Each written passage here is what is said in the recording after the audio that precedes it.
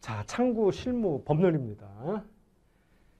자, 우리 흔히 은행 가서 예금할 때 아무것도 아닌 것 같죠? 이것도 일종의 계약입니다. 예금, 계약. 예금 계약하는 건 법적으로 어떤 성질을 띠고 있느냐. 아무 생각 없이 그동안 우리 했잖아요. 하지만 이게 다 법적 성질이 있는 겁니다. 그래서 예금 계약의 법적 성질은 아주 중요하다. 자, 일단 금전 소비 임치 계약이다. 자, 소비 임치 계약입니다. 임치라는 건 임시로 맡겨둔다고 하죠. 사람을 이렇게 맡기고 이러는 행위, 이런 거 여러분 구치소라는 말 들어봤죠? 구치소, 구금해서 이렇게 맡겨놓는 거. 그래서 그 치자 소비 임치입니다. 임치. 무슨 소리냐? 내가 은행에 예금을 하는 건 내가 은행에다 예금을 합니다. 고객이. 예금을 하면 이 은행은 그 돈을 대출을 해주든 주식에 투자하든 자유롭게 쓰다가 고객이 돌려달라고 하면 예금을 인출하면 주면 되는 거예요. 그죠? 그냥 주면 된다. 그러니까 임시로 맡겨놓은 거다. 여기. 그래서 은행 돈은 아니지만 그게 소비 임치 계약입니다. 자, 여기서 이제 시험에 예금 계약의 법적 성질은 임차 계약이다. 빌려주고 빌리는 계약이다. 아닙니다. 임차가 아니에요. 임치입니다. 이거. 글씨를 요거 하나 뺀 게 아니에요. 임차 계약 아니다. 대차도 아니다. 대차 계약도 아니고 임치입니다.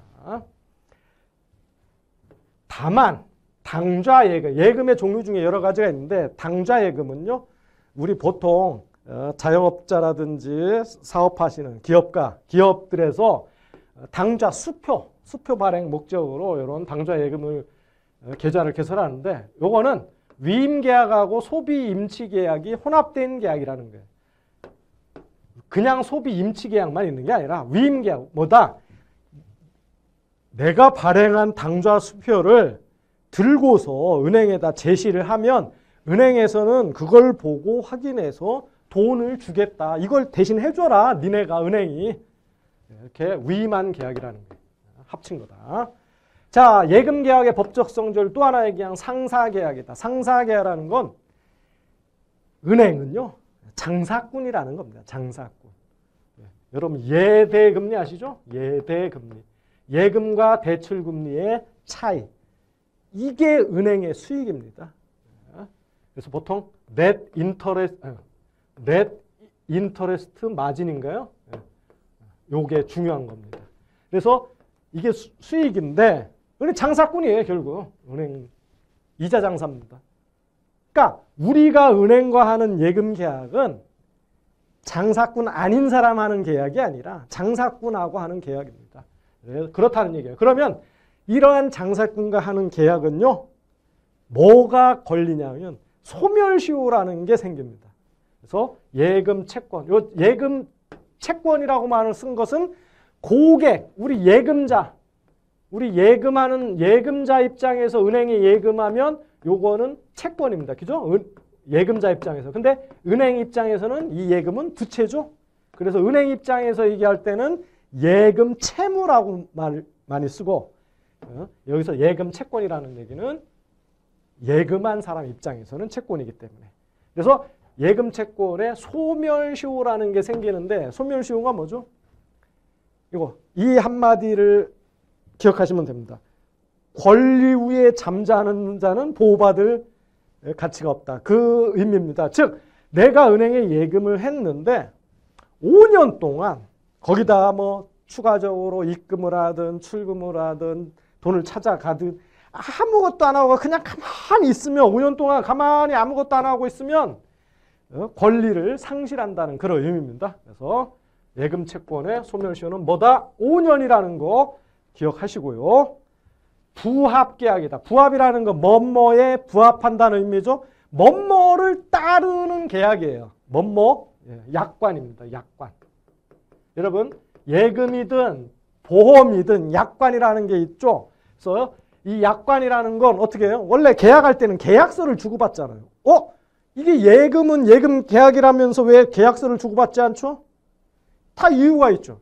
은행은 하루에도 뭐 전체 따지면 뭐 수만 명이 거래를 하는데 그 일일이 언제 다 계약서를 쓰고 그렇게 합니까? 그래서 이런 예금이든 보험은 기업 입장에서 미리 일방적으로 약관, 그러니까 이 약관을 계약의 내용으로 하겠다라고 만들어놔, 일방이. 만들어 놓으면, 금융기관이 만들어 놓으면 고객은 그거에 따라서 계약을 체결하는 거예요. 그래서 이런 계약 당사자 일방, 즉 금융기관이 만들어 놓죠. 미리 작성해서 정형화해둔 일반 거래 약관에 따라 체결되는 계약을 부합계약이라고 합니다. 그래서 자, 예금계약 성질 정리합니다. 소비 임치계약, 상사계약, 부합계약이다. 종류별로 한번 법적으로 살펴보겠습니다. 보통예금이나 저축예금은 수시 입출금 예금입니다. 그래서 입출금이 자유로우며 질권 설정이 금지되어 있다. 이 질권이라는 건 이제 처음으로 좀 어려운 용어가 등장했죠. 이건 뭐냐면, 자, A라는 사람이 예금이 있어요. 예금이 있어. 은행에 예금이 있는데 A라는 사람이 돈이 필요해서 B한테 돈을 빌렸어요. 돈을 차입을 했어. 근데 우리가 부동산을 사면 여기다가 돈을 빌려준 은행 같은 사람들의 권리를 표시해 놓죠. 마찬가지입니다. 부동산이 아니고 예금에다가 내가 B한테 돈을 이렇게 빌렸는데 B는 A가 자기가 빌려간 돈 못 갚으면 돈 떼이잖아요. 그래서 너 담보 뭐 없어? 난 담보 다른 건 없고 여기 은행에 예금이 있어. 은행에 예금이 있어. 그래?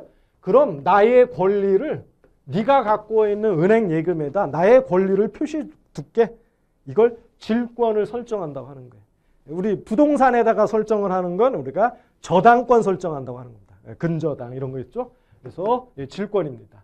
그래서 여기 돈을 차입하고 예금을 일종의 담보로 제공하는 사람은 우리 질권 설정자, B는 질권자, 뭐 이런 식으로 이제 부르는 거예요. 아무튼 이렇게 입출금이 자유로운 이런 예금은 질권 설정 자체가 안 돼요. 설정이 금지되어 있다는 거 아주 중요합니다, 이거. 하지만 은행이 승낙하면 양도는 가능하다. 이것도 조건이 있어요. 이건 무슨 소리냐면 이 예금을 다른 사람한테 팔아 넘긴다는 얘기야. 넘긴다. 권리자를 넘긴다. 양도는 가능해. 어떻게? 은행이 승낙하면. 이 두 줄밖에 안 돼도 엄청나게 중요한, 시험에 중요한 게 다 들어가 있습니다. 자, 그 다음에 정기예금. 정기예금 먼저 아시죠? 완샷에 은행에 놓고 기다리기만 하면 원금과 이자를 주는 거. 예치기간이 약정이 돼 있죠? 그런 금전 소비 임치 계약이죠. 그래서 기한의 이익이 은행에 있기 때문이다. 자, 여기 또 이제 무시무시하게 어려운 용어가 하나 등장하는데 기한의 이익이 뭡니까? 기한이 주어짐으로 인해서 발생되는 이익이라는 거예요. 자, 정기예금은 1년 만기 정기예금이다 그러면 우리가 정기예금에 가입하잖아요. 넣어놓고 1년을 기다리겠다는 그런 약정이에요. 그렇기 때문에 1년 동안은 그 기간 동안은 은행이 마음대로 이 돈을 쓸 수가 있는 거예요. 그죠? 그러니까 기한의 이익이 누구한테 있어요? 은행이 있어요. 이렇게 기한을 정해놨기 때문에. 근데 대출 같은 건 우리가 대출을 받고 우리가 은행에서 대출을 받고 대출 만기를 5년으로 해놓고 매달 이제 이자만 내고 그러잖아요. 근데 우리가 대출금을 연체를 하게 되면 이자 내는 거 연체하면 기한의 이익은 여기 누구한테 있는 거예요? 원래 그때의 기한의 이익은 차입자한테 있는 거예요. 왜? 5년 동안 나는 이 돈을 마음대로 쓸 수 있는 거예요. 대출금을. 근데 연체를 하게 되면 기한의 이익을 상실하게 됩니다. 너한테 기한을 줘가지고 잘 쓰라고 했는데 왜 너는 약속을 안 지켜? 그럼 기한의 이익 상실. 그런 걸 기한의 이익 상실이라고 합니다. 아무튼 이 정기예금은 기한의 이익이 은행에 있기 때문에 예금주는 원칙적으로 만기일 전에 예금 반환 청구할 수 없습니다. 만기 전에는. 하지만 부득이할 사유가 있으면 어떻게 해요? 만기 전에도 돈 찾아야죠. 그래서 지급이 가능하다. 별단 예금은 한마디로 어느 고객이나 그 예금주로부터 돈을 받았어. 받긴 받았는데 은행에서 만들어 놓은 계정 과목 이거를 정기예금이야. 이건 정기적금이야. 뭘로 분류하기가 애매한 것들이 있어요. 그래서 각종 금융거래 수반에서 발생되는 미정리예금, 미결제예금 그 밖에 다른 예금 종목으로 처리가 곤란하다고 하는 일시적인 보관금 예를 들면 공모주 청약 돈 이런 것들. 이런 것들을 처리하기가 애매하니까 예금 계정이기 때문에 어쨌든 그 각각의 돈별로 법적 성격이 전부 다릅니다. 그래서 이런 것들을 일시적으로 그냥 잠깐 놓는 예금을 별단 예금이다 한다. 정기적금 잘 아시죠? 우리 뭐 봉급생활자들이 가장 많이 하는 거죠. 서민들이 매달 자기 돈을 조금씩 모아가지고 이제 목돈을 만들기 위해서 월부금을 정해진 회차에 따라 납부를 하면 만기일에 은행이 계약액을 지급하겠다는 계약이죠. 그죠? 우리가 매달 따박따박 돈 내면 만기가 되면 얼마를 은행이 주겠다는 그런 계약입니다. 그래서 거래처는 월부금을 납부할 의무가 없다. 이게 무슨 소리입니까? 우리가 거래처잖아요. 은행의 거래처. 우리는 월부금을 납부할 의무가 없다 합니다. 왜? 이거잖아요. 우리가 매달 내면 그러한 조건으로 만기일에 은행이 주겠다는 건데 우리가 그거를 안 내면 은행이 제대로 그걸 안 주겠다는 거 아니에요. 그러니까 우리는 매달 월부금 자체를 납부할 의무는 없다라는 거예요. 그죠? 그런 의미. 상호부금은 정기적금과 이제 유사한 성격인데 일반적으로 얼마 회차 이상 돈을 내면 전체 금액을 미리 이제 대출받고 하는 그런 것들이죠. 그래서 적금과 유사를 합니다. 근데 종래에는 쌍무계약의 성질을 지닌 것으로 보아왔으나 쌍무라는 건 은행과 예금주가 서로 납부할 의무가 있다라는 거예요. 우리 예금주들은 따박따박 돈을 낼 의무가 있고 은행은 나중에 원금과 이자를 줄 의무가 있고 서로 의무가 있다. 이런 걸로 봤지만 이제는 편무계약, 한 사람의 의무로 보아야 된다는 견해도 유력하게 현재 주장이 된다. 그 다음에 당좌예금, 아까 얘기했죠. 위임계약과 금전소비계약이 혼합된 계약입니다. 그래서 은행은 당좌수표, 어음, 이건 지급할 때 선량한 관리자의 주임무를 다해야 한다. 왜? 거래처가 의뢰를 했잖아요. 당좌수표 갖고 오는 사람, 어음 갖고 오는 사람한테 이 돈을 줘라. 그러면 이런 거 뭐 날 위조를 했다든지 이런 걸 잘 봐야 될 거 아니에요. 은행에서. 그래서 선량한 관리자의 주임무, 선관주임무죠. 선관주임무 다 해야 된다라는 거고. 자, 그 다음에 증권적 예금과 비증권적 예금의 법적 성질 잘 구분하셔야 됩니다. 차이점. 먼저 비증권적 예금이라는 건 기명식 예금. 이 기명식 예금이 우리가 거의 대부분 하는 겁니다. 여러분 이름으로 정기예금 들고 여러분 이름으로 적금 들잖아요. 그러니까 그 통장은 여러분들이 이름으로 정기예금 가입한 거, 그 가입 통장 있죠. 통장. 통장은 증권으로서 그 통장 자체가 의미가 있나요? 별로 의미가 없습니다. 그래서 기명식 예금은 지명채권이라는 게 그 신분상의 그 이름, 그 권리자한테 권한이 있는 겁니다. 그래서 법률적 성질은 지명채권이고 이게 바로 금전소비 임치계약입니다. 그래서 우리가 대부분이 하는 예금이 다 지명채권, 기명식 예금입니다. 정기예금, 정기적금까지 모든 자기 이름으로 하는 예금이 다 기명식 예금이에요. 근데 증권적 예금은 그렇지 않아요. 이거는 이 증을 갖고 있어야 돼요. 증을. 누구 이름으로 했느냐가 중요한 게 아니라 이 증을 갖고 있어.